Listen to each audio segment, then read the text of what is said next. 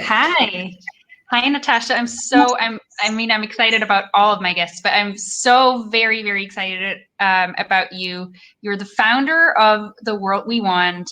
For maybe the people in this space, they might know you from being behind the video hashtag What We Really Want, which if anybody here has not seen it, go watch it. Well, not right now, you're watching this right now, but after this, go watch the video. It's fantastic. It was really great. But yeah, maybe for everybody who might not know you, just a very quick 3 sentences of who you are and what you do. Absolutely. So Pia, thank you for this opportunity and to just to be here and sharing my thoughts and views today on this wonderful topic and platform. So The World We Want is essentially a purpose-driven global social impact enterprise, and we believe in the power of purpose, collaborations, and global communications to accelerate progress to achieving the Sustainable Development Goals by 2030. So that's the kind of bedrock, that's the mission of The World We Want. And interestingly, I mean, we've been in this space for quite a few number of years. I also had the opportunity to direct the campaigns to launch the goals to 1.3 billion people in India when they were first announced in 2015. And what that really taught us, especially with the SDGs and how important a message that it is the fact that not many people in this world really recognize what their rights are. And I'm a big believer that you can only really fight for your rights if you know what your rights are. So integral to everything that we do is the notions of education and awareness, because knowledge is simply put power. You can only really act or react if you've got the awareness and the knowledge behind you of the issues and the challenges that you feel so passionate about, that, you know, where you're driven to create some sort of change. But that all starts off with knowledge. And that's also inspired the launch of our Humanifesto this year, moving away from not just focusing on awareness, but converting that awareness into meaningful action, because that's the trick. So how do you create sustainable systemic change? Awareness important, but you need to galvanize people. The whole notion of collective individualism is so important as well. You know, one person alone can create a tremor. They can really create a ripple effect. But imagine when thousands and millions of people come together for one cause. You know, you're creating movements then. That's how change happens. So our Humanifesto is all about ABCD: act, build, change, do. So really converting the awareness into real form of action. Yeah, no, thank you so much, Natasha. And I know you've posted a link. Some people can't seem to open it, but we'll post the link to the manifesto here in the chat as well. I am interested, really, how did your personal experience led to the formation of The World We Want? Yes, it is pretty personal. I think when you think of The World We Want, you know, you have automatically you have these utopian images that come to mind. You know, this is the world that I want. It's very aspirational. It's very positive as well, which is a great thing. But The World We Want is about not just about the journey that we're on to fulfilling our ambitions and our aspirations, but it's also about being mindful about not forgetting where we came from as well. And I believe with The World We Want, and why I was so compelled to set up an organization that's so purpose-driven, that's so focused on, you know, raising awareness and then inspiring people to act. You know, because there is no change without change. You need to change certain things in order for things to happen and the right things to happen. And that's very much rooted in my upbringing, in my mentors, if I can call them that, my grandmother and my mother. And they both have had two very interesting, very disparate sort of upbringings. But what they both experienced as two individual entities and then coming together as well was basically the springboard for the launch of The World We Want. So my grandmother, she's 79 now, and she was originally born in India, in Punjab. And her mother was an educationist, and I only found this out a couple of years ago. She was an educationalist. She used to teach underprivileged children in Punjab. Now, when my grandmother was 2, her mother, my great grandmother, passed away of tuberculosis, and there was a whole migration thing that happened. So my grandmother, and her father and her brother moved to Kenya. And when my grandmother was 10 years old, she dropped out of school. When my grandmother was 15 years old, she got married. And when I found out that my great grandmother was an educationist, it really, honestly, Pia, it made me wonder, if my great grandmother was still alive in my grandmother's life, would she have allowed my grandmother to leave school at age 10, being an educationist herself? Would she have allowed her daughter to do that? And would she have married her off at the age of 15? So what that taught me was a very important aspect of, patriarchy, how normalized patriarchy is, and how institutional it is, and how from a very young age, a girl isn't really, she never has the ability to recognize her worth and what she really stands for and what her opportunities are, because it often gets eclipsed with what a man wants, or what a boy wants, or what's good for them, as opposed to a girl and a woman's rights. Now then, with my mother's story, quite different. I mean, in London, but she separated from my father, her husband, however we call it, when I was 1 year of age. So she was a single parent, a single mom of Indian origin, very absolutely courageous, very ambitious, but that really went against her. She outraged the community for being a divorcee, for being a single mom with this young girl, just traipsing around with her daughter everywhere and trying to do business, etc. It just wasn't cool, and it just wasn't the right thing to do for an Indian woman. But my mother, I think, unlike my grandmother, she probably learned from my grandmother's mistakes. So again, it's generational, and the things and the lessons that we learn as we go along. She really didn't let anyone's opinions deter her ambition and her worth and what she really believed in. In her world, there were no glass ceilings, because she set the ceiling height, at every juncture of her life. So what she taught me was the importance of being committed, really recognizing your self-worth. And I think the aspects of education and awareness, the aspects of collaborative action, and really working with institutions and changing those the systems in a more systemic way, and the belief that of your self-worth, all of these things together will really help you to fight for your rights, because it really kind of awakens that knowledge and awareness. So yeah, I would say those are kind of my personal experiences that really triggered me and really compelled me even more to want to launch an organization that puts not just women's interests at the heart of everything that we do, but the philosophy of leaving nobody behind. And I think that's important. And the only way that you can do that is if you recognize the problems in our systems.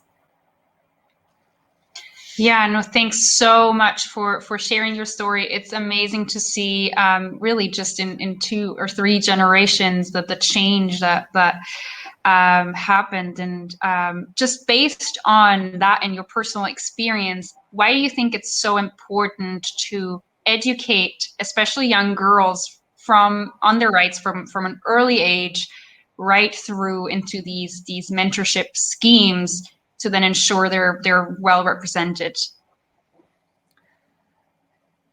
It's simply put, if a girl from a young age understands that there shouldn't be, that there shouldn't be any gender imbalances in her life, whether it's in her home life, whether it's in her education system, whether it's in relationships or friendships, etc. If we ingrain those values from the start of a child's life, it sets the precedence for the rest of their lifetime as well. If you're brought up in an environment which are inculcating values that you're inferior, and the opposite sex is more superior to you, then that will impinge on so many decisions that you have later on in life. For example, in the career space. So when you're at work, you won't fight for your rights. You won't demand for a higher pay rise. You won't have the ambition to climb up the career because you feel it's not right for you. It's not something that you're meant to do, and you just kind of fit into the same bubble. So the sooner that you realize what your potential is and what your worth is, the sooner the sooner things can change. Now, part of this, I also feel it's not just about educating girls. It's also about bringing men and boys into the conversation as well, because it takes two to tango, right? So you need to have boys and men aware and on the same page as everybody's commitment to gender equality.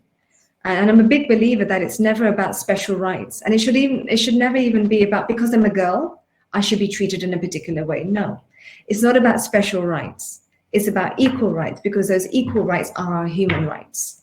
And the sooner that both sides of the fence are aware of that, the better, and the more progress that we can make. Yeah, no, and I love that. And I love that you are talking about, the male buy-in as well. And because, that's just the only way we'll achieve that change if everybody is on board. So keep encouraging the audience. Keep your questions coming. We do have a question here. I'm really keen to hear your insights from your efforts of spreading the SDGs across India some years ago. Is there any key experience or conversation that shaped your thinking?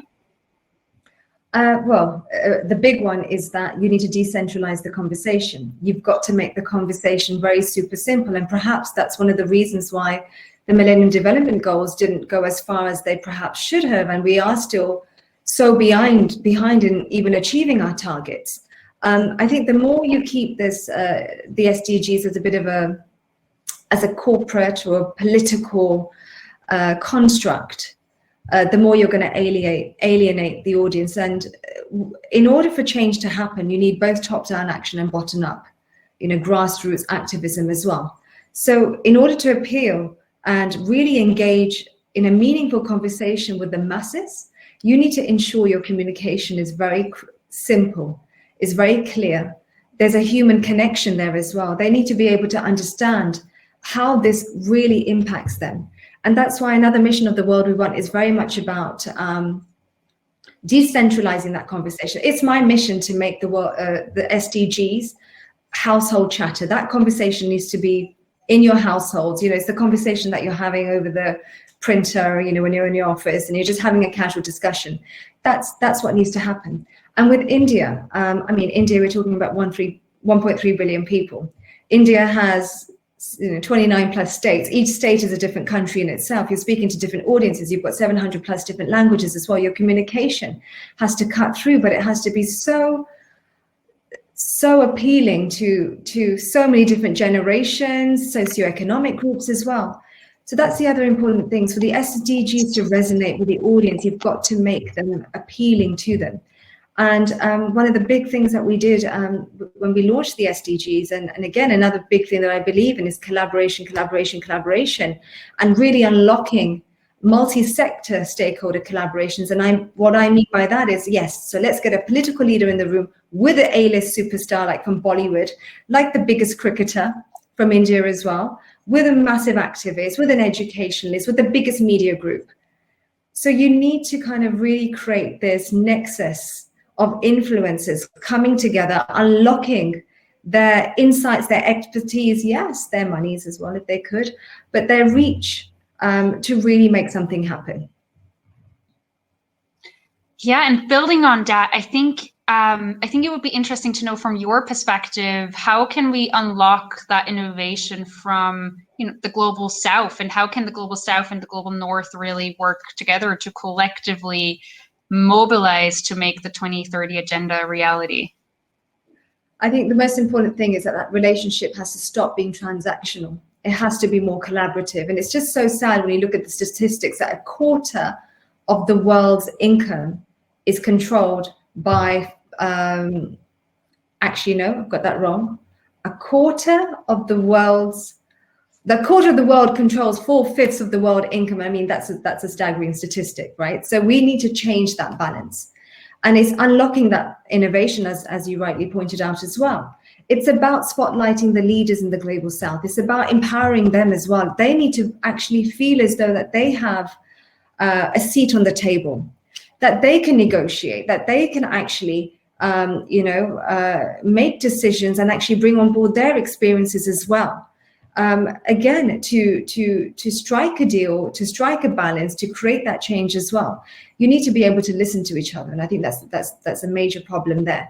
I think ego doesn't really help when there's ego at play and power, and there's politics there as well. So whatever the relation, so the key to unlocking the potential of the global south is firstly to really spotlight the achievers and the innovations and all the wonderful things that are already happening in the global south, because it does often get eclipsed by everything happening in America, in the UK, in Europe, etc. So we've got to raise more awareness. And then secondly, change the dynamics. Let's make sure that this relationship is more collaborative than transactional. And I still really truly believe, after launching the SDGs in India, that come 2030, I really truly believe that a country in the global south could probably be the first country to have achieved the 2030 agenda as well. Yeah, no, thanks so much for sharing that. So we have a personal question here. Hi, Natasha. When did you first start your organization? I know you spoke of your family inspiring you, but what else gave you the inspiration to do so? Okay, so I started the organization. It's probably 3-4 years now that the organization's been established. But we've been in this purpose space. I have another sister organization, Sterling Global, which is a business comms consultancy. That's been around for 25 years. That's the business my mother set up when she was a single mom, etc., in the 1980s and 90s. So super proud of her. So it's always been the whole purpose mindset, the whole idea of doing well by doing good. It's always been integral to our family and business DNA for centuries now. I think the other thing that really, and I don't often speak about this, another thing that really inspired me to launch The World We Want is about my own self-worth. And I'm going to talk about self-worth not in the traditional sense of self-worth, not feeling necessarily good enough, etc. I'm not talking about it from that context. See, when I've got two amazing role models in my life, my grandmother and my mother, who for me, my mother's like my mentor. She's taught me everything that I know. I've gone by her mistakes, her trials, her tribulations. She's taught me everything. And she's taught me to convert challenges into opportunities, and a whole amazing breadth of things that she's taught me. But when I look at their journey and their struggle, and I look at everybody else around me and so many activists, whether it's, amazing change makers, even like Malala, for instance, they've gone through hardship, they've gone through pain, and they've basically converted that pain into action, into actually having that power and that desire to create change. Now, I haven't necessarily perhaps experienced the same sort of challenges that my mother or my grandmother had faced. And when I often speak to my mother about this, she always says to me, don't victimize your privilege, don't victimize your advantage. Use that as an opportunity. So when you have the privilege of an education, the privilege of having role models in my life who still inspire me, who teach me, who guide me, why should I feel guilty about that? And that for a long time, that's how I felt very guilty about being a woman in a sort of good position and not having to necessarily have those conversations of this is how I broke that glass ceiling. And I felt a little bit guilty, and I felt a bit, I need to keep my conversation quite private. Let's just keep quiet, just do my work, and that's it. I don't really have a story to tell.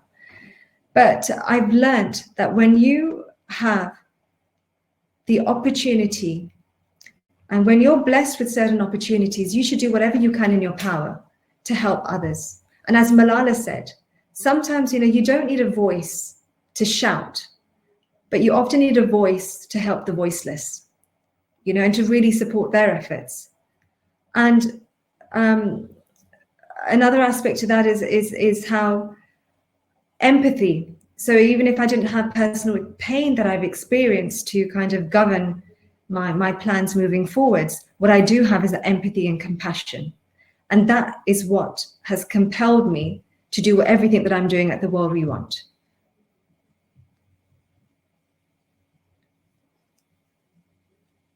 Oops. My PA is she?